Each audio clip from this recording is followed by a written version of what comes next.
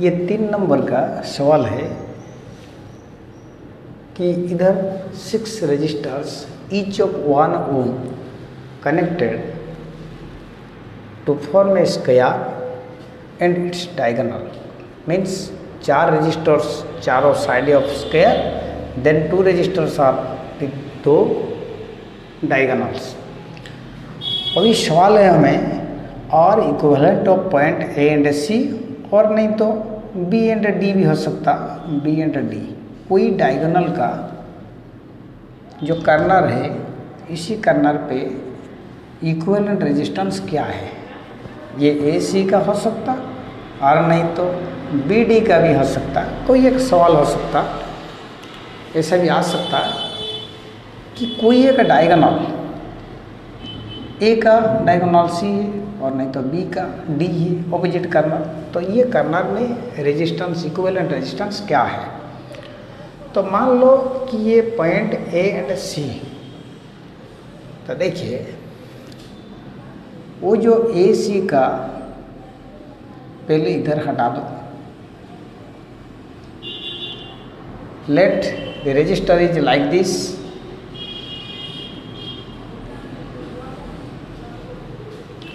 ए C का मैंने ऐसे अंदर में था, मैं बाहर में दे दिया, लेकिन वही ही रेजिस्टेंस ए सी को ही जोड़ा है।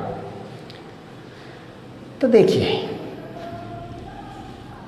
वो भी हमको पता हो गया कि ये वाला ब्रिज आ जाएगा, ब्रिज में ब्रिज फार्मूला ह्यूस्टन ब्रिज का कैसा, ये जो फेस टू फेस ये 1 ohm ये 1 ohm, 1 into 1 is equal to ये 1 into 1, और नहीं तो P by Q is equal to R by S, मतलब 1/1 इज इक्वल टू 1/1। तो जैसा भी हो ये रूल को मानता है। तो इसीलिए ये जो बी डी ये वाला डेड पाथ है, ये कई काम में नहीं आएगा। तो मतलब हम ये कर सकते हैं R equivalent of point A and C that is equal to A D series C D parallel A B series B C, जो मिला हमें whole parallel A C that is equal to 1 ohm series 1 ohm parallel 1 ohm series 1 ohm, जो मिला whole parallel 1 ohm that is equal to 2 ohm parallel 2 ohm whole parallel 1 ohm that is equal to 2 जो parallel में होंगे तो ये value 1 ohm हो जाएगा, parallel 1 ohm, क्योंकि formula R T is equal to R by N, value of 1 ohm by number of resistor connected in that circuits. तो 1 ohm जो पैरेलल में है तो ये वाला 1/2 ohm हो जाएगा, that is equal to 0.5 ohm। समझ में आ गया। तो देखिए वो जो resistor 6 resistor 6 resistors connected 4 sides of a square and 2 diagonals. सवाल है कोई डायगोनल का जो 2 पॉइंट है बाहर, पॉइंट ए सी और नहीं तो बी डी, इसी पॉइंट में इक्विवेलेंट रेजिस्टेंस क्या होता है। तो ये ध्यान से देखिए, तो मैंने सिर्फ AC को हटाया, लेकिन AC को बाहर में ही जड़ा, अंदर में था डायगोनल होके मैंने बाहर में दे दिया। ये इलेक्ट्रिकल सर्किट में ऐसे ही हो सकता।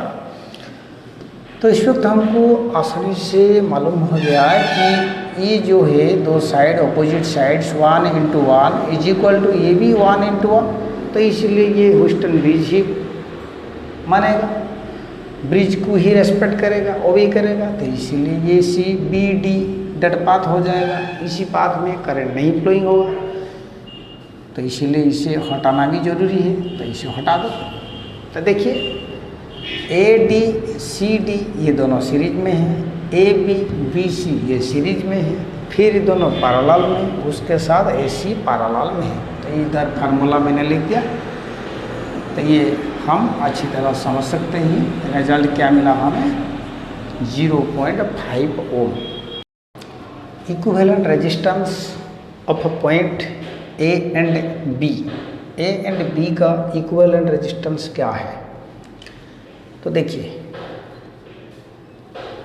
इधर रेजिस्टर्स आर कनेक्टेड, इधर सीरीज में है या पैरेलल में है, हम नहीं आइडेंटिफाई कर सकते हैं, इजीली आइडेंटिफाई कर सकते हैं, इसलिए ये निकलना बहुत परेशान में है।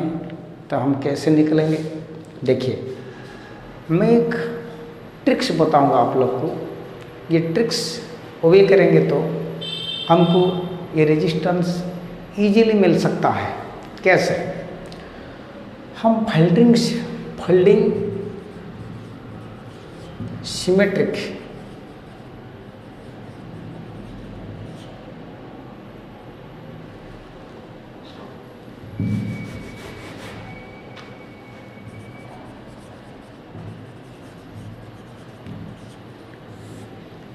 फोल्डिंग सिमेट्रिक से ही हमको मिल सकता है। कैसे? देखिए, पहले हमें ये आधा काट देंगे, मतलब सी से ये पॉइंट डी, सपोज ये वाला बी डैश पूरा कट कर दिया, सिर्फ एक ही रजिस्टर, सपोज ये वाला एक्स, ये वाई, ये एक्स वाई रजिस्टर को आधा किया, और नहीं तो कुछ को नहीं, किसी के साथ भी नहीं कनेक्ट किया। तो देखिए, एक्स वाई सिर्फ आधा हो गया, और नहीं तो ऑल आर रिमेन अनचेंज्ड। तो मतलब पहले हमें ऐसे ही मिला।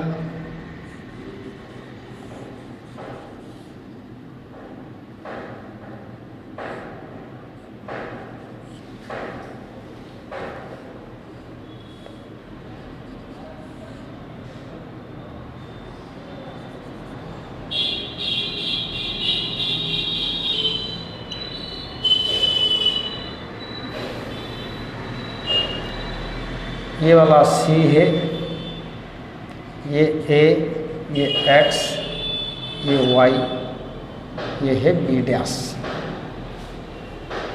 मतलब ये डायग्राम हम हाइड कर दिया, सिर्फ वही डायग्राम जो मिला इसको इधर रिप्रेजेंट किया। ये सभी वैल्यू आर, ये आर, लेकिन ये वाला r/2। क्यों? क्योंकि ये जो कटिंग किया मैंने फोल्डिंग सिमेट्री, दोनों को फोल्डिंग कर देंगे तो ऐसा ही हो, तो ये आधा बन गया, तो इसलिए r/2। तो देखिए,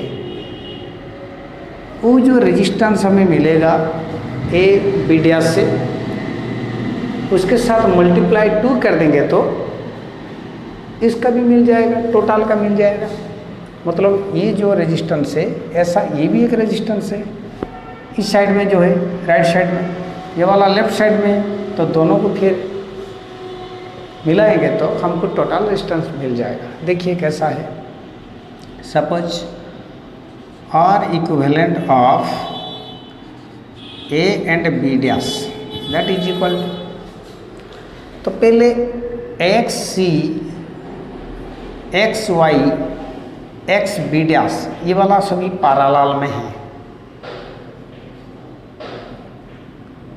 मतलब C X parallel, X Y parallel, X B dash, उसके साथ सीरीज में है ए एक्स, फिर उसके साथ क्या, ए बी डैश पैरेलल में है, वही है फार्मूला। देखिए पहले C X series X Y, sorry C X parallel X Y parallel X B dash, उसके साथ सीरीज ए एक्स टोटल, उसके साथ ए बी डैश पैरेलल में है। तो मतलब are parallel r/2 parallel are, उसके साथ सीरीज में आर, उसके साथ पैरेलल में आर। तो देखिए ये आर आर ये दोनों पैरेलल में हैं, उसके साथ फिर ये पैरेलल में, तो मतलब हम ये भी कर सकते हैं R/2 parallel R/2 series R parallel R, that is equal to R/2 दोनों पैरेलल में, मतलब R/2/2 that is equal to R/4 series R, उसके साथ हल पैरेलल R,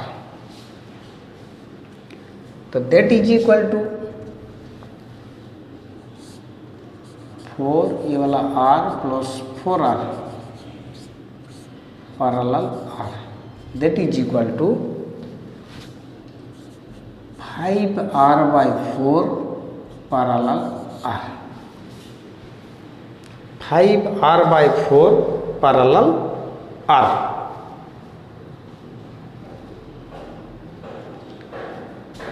तो दैट इज इक्वल टू हम ये लिख सकते हैं 1/RT is equal to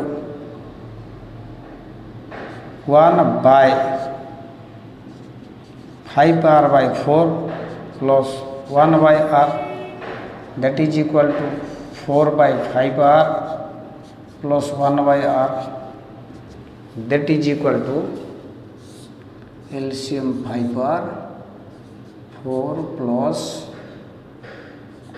5 that is equal to 9/5R, तो imply that RT is equal to 5R/9। ये किसका?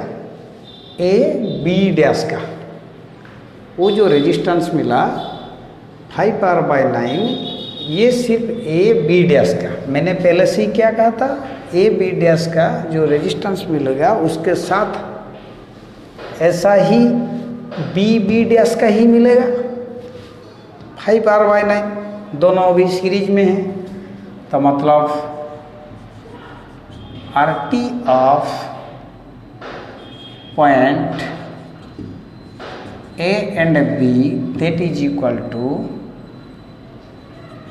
5R/9 plus 5R/9 that is equal to 9 5R plus 5R that is equal to 10R/9।